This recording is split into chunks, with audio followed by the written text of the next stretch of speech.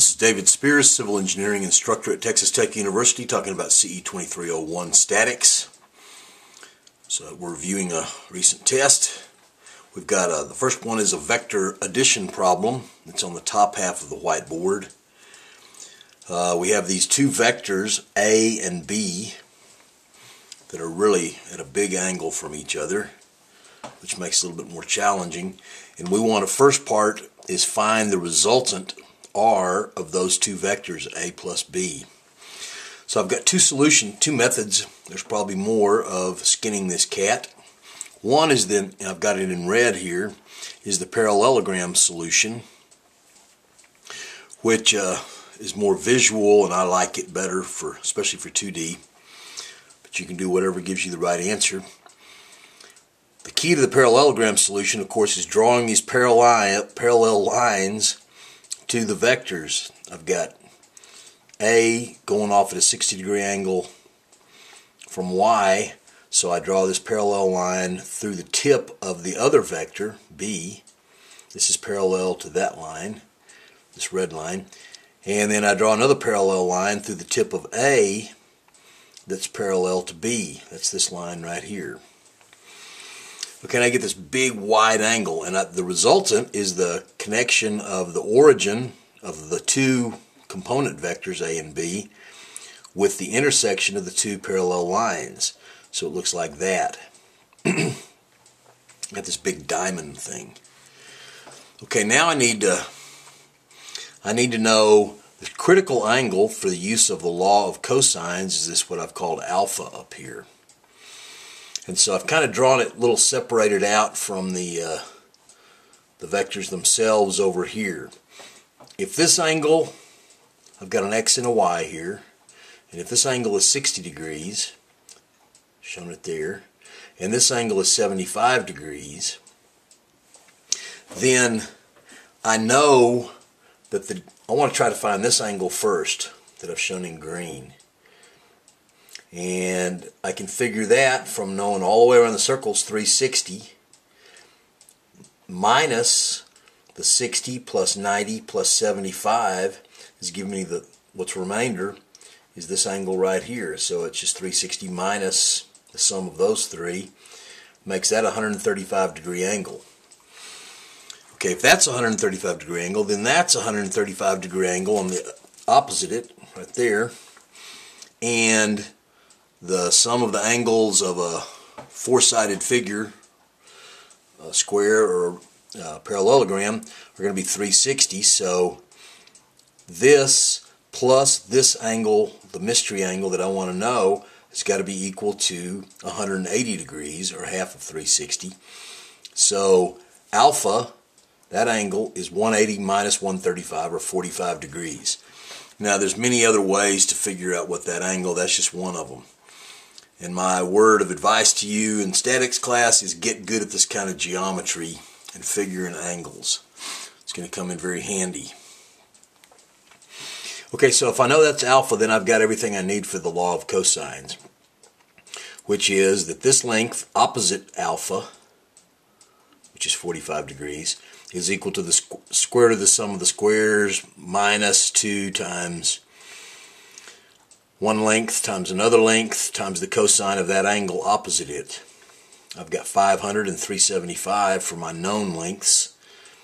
This is 500, and this length right here is 375. So do the math. I come up with R is equal to 354 pounds. There's also, of course, a Cartesian solution where I can resolve A and B into their Cartesian components like this. A is 500 times the X component, it's negative because it's going back to the left, is the sine of this 60 degree angle, plus the Y component is the cosine of 60. So I do the math and I get A is equal to 433I negative plus 250J. And I resolve B into its components and I get 375 down here. Its X component is the adjacent side, so it's the cosine of 75 times 375, minus, because I'm going in the negative Y direction, the sine, the opposite side of this angle, sine of 75. Do the math. B is 97.1i minus 362j. So R is just add up those numbers. R as a vector is equal to, and it needs a vector sign, negative 336i, which is the sum of that column, minus 112j. I can get the magnitude of it by taking the square root of the sum of the squares. Do the math. That is also equal to 354, so it checks. Looking at it, just why I like the parallelogram solution better, I can see I've got a negative I component, negative x component, and a negative j component. Although my drawing is not to scale, still I got negative 336 in the I, minus 112 in the j, so that looks about right for that. Okay, now I need to find the angle R from the resultant to the positive x-axis. So that's, and I want to know it counterclockwise.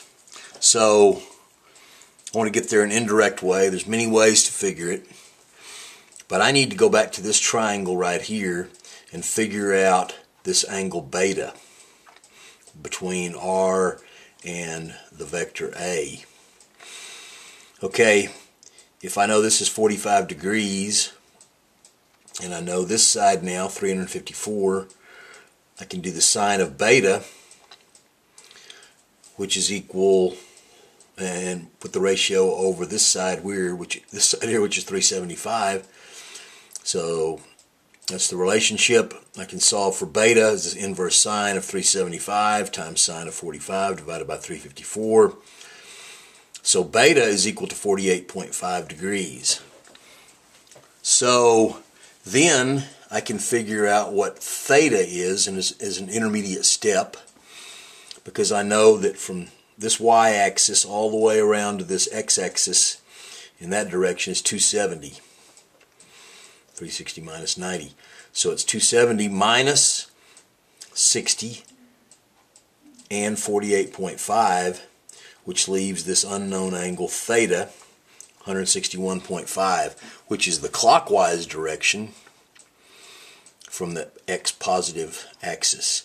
But I want this other one, so I need 360 minus that number, or 198.5 degrees. That's my answer, 199 degrees.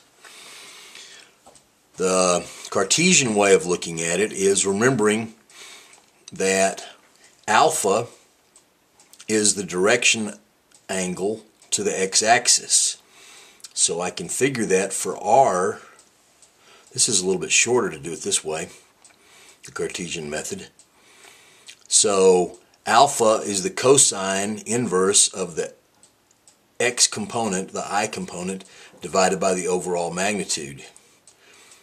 Negative 336 divided by 354 is also 161.6 degrees. I must have had some rounding here, small.